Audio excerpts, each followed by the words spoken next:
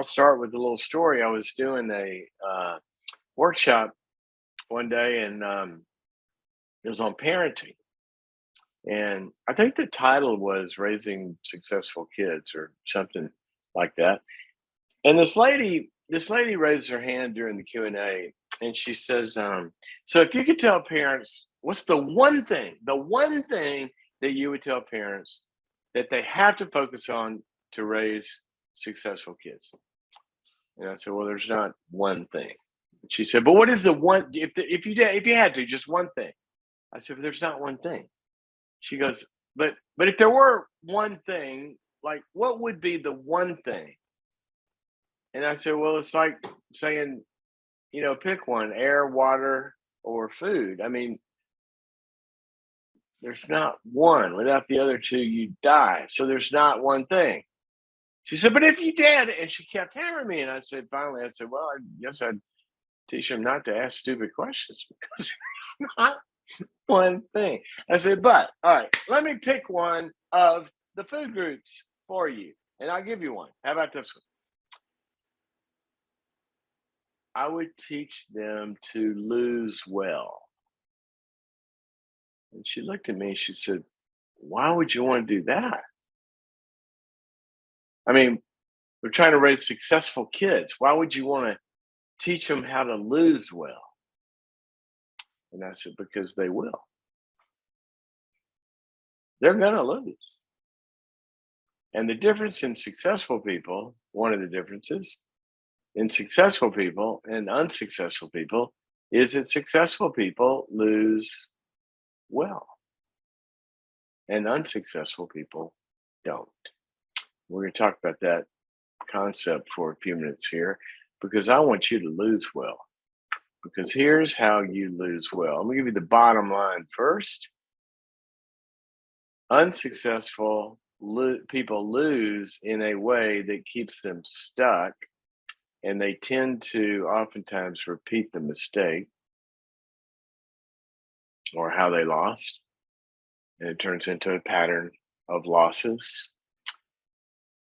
Successful people, when they lose, they don't stay stuck.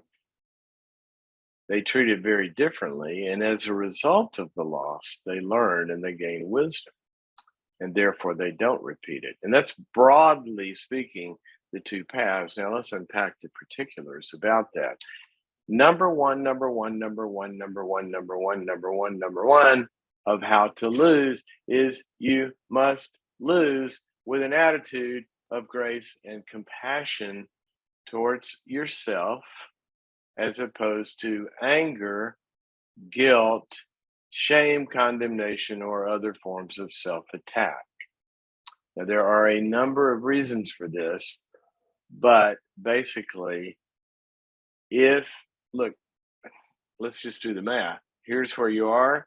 Here's how you wanted to perform. This is the goal, okay? And if you fail, and the goal, how you should have been, is attacking you and putting you down. You idiot. I can't believe you did that. You're so stupid. You'll never be able to do it. And it's attacking you. I'll ask you a simple question. What do you do with people that attack you? Do you embrace them? Do you move towards them? Do you try to be their friends? You try to snuggle up next to them? No. With people that are against us or attack us, we typically either move against them or we move away from them, fight or flight from attack. So if the way we want to be and the way we should be and the goals are attacking us, what is it about my dog that just knows when I'm about to make the most important point, and she decides that it's the time to alert the neighborhood that there's danger outside? I don't think there's danger. There's some kind of delivery going on. But think about this. When the goal is against you, what do we do with people that are against us? It becomes an enemy. It's adversarial. We move against it or we move away from it. So how in the world are you going to improve and get better at a goal that is judging you and against you? It is an adversarial relationship. And therefore we fight, flight, or freeze. We give up We move away from the task. I can't do it.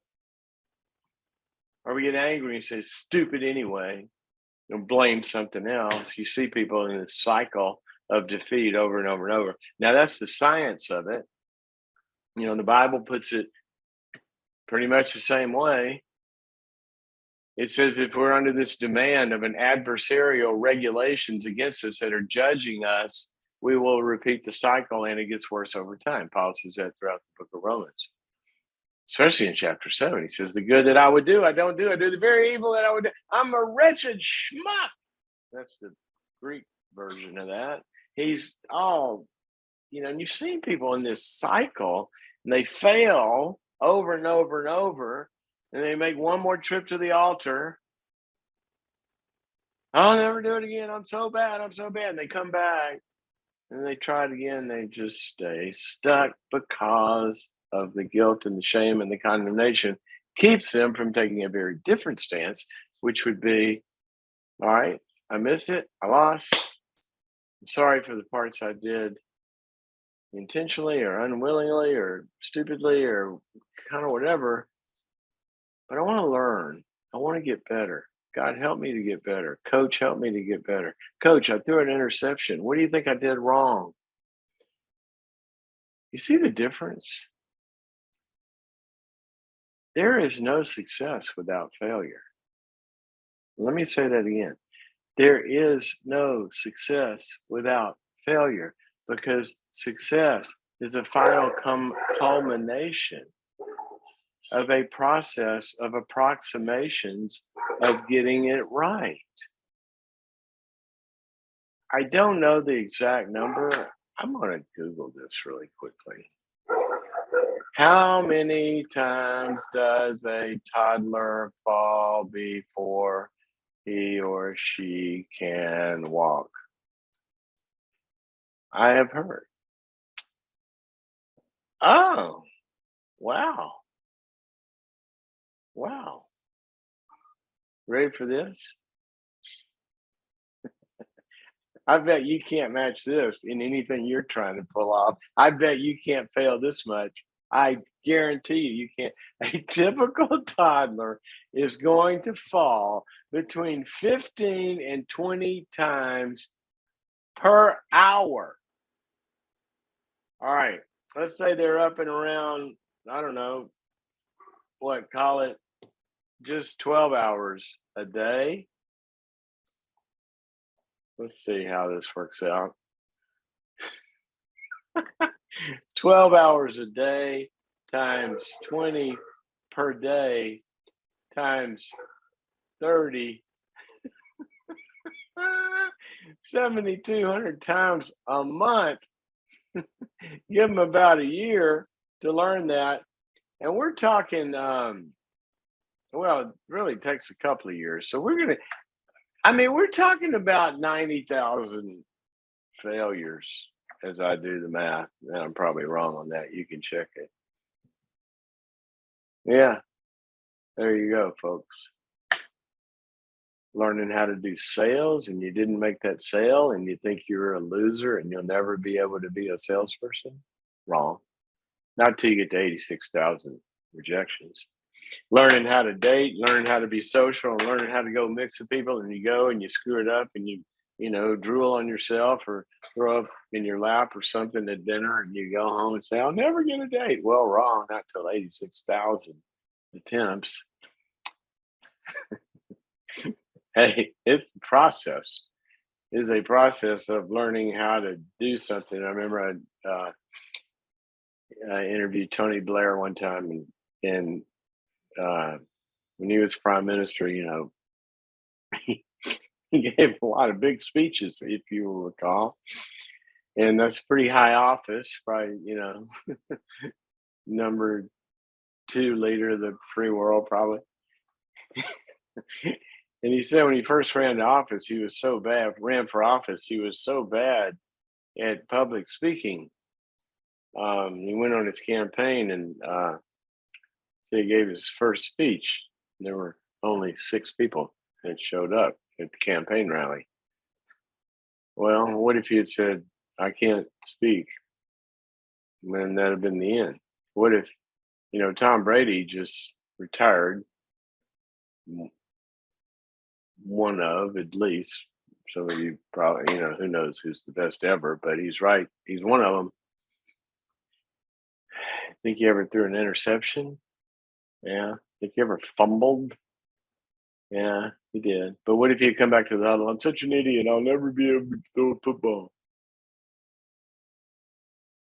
Come on. Let's look at how you look at failure. The science of this says you have to look at it and ask the question curiously. Okay, what am I learning from that? What did I do that I can do better this time? Let me try and get a little better this time. And each time is a little better and get over the guilt and the shame. And it's also good if you're surrounding yourself with people who see it that way too, where you're doing a little better every time. So there's thought for the day. It's interesting. A lot of people of faith really struggle from this because when they quote sin or fail, they'll experience a lot of guilt and come crawling back from God. Oh, please forgive me. Please accept me. Do you know that's not the Christian way? Do you know that, people? That's not the Christian way. That was the Old Testament way. I was just reading this morning in the book of Hebrews where it says it used to be that they would have to crawl back and give sacrifices and feel guilty for their sins over and over and over and over and over and over and over each day and each way and each season. And it says, no, there is now a new covenant where he went in and secured forgiveness once and for all. So they do not have to do that over and over and over. And then one of my favorite verses, it says, he is made perfect once and for all those who are being made perfect, meaning you have been forgiven once and for all for everything while you're getting over the very mistakes that you need to be forgiven for. Same thing that the science says. There's only one way that works in the universe, and that's to be accepted and free, even when you're failing, in order to get better. So let's change this stuff in the head. Whether you're a boss, a parent, an individual, or a spouse, or an extended family member, stop beating up you and others when you fail and give compassion and grace and help them to try to take the next step to get better.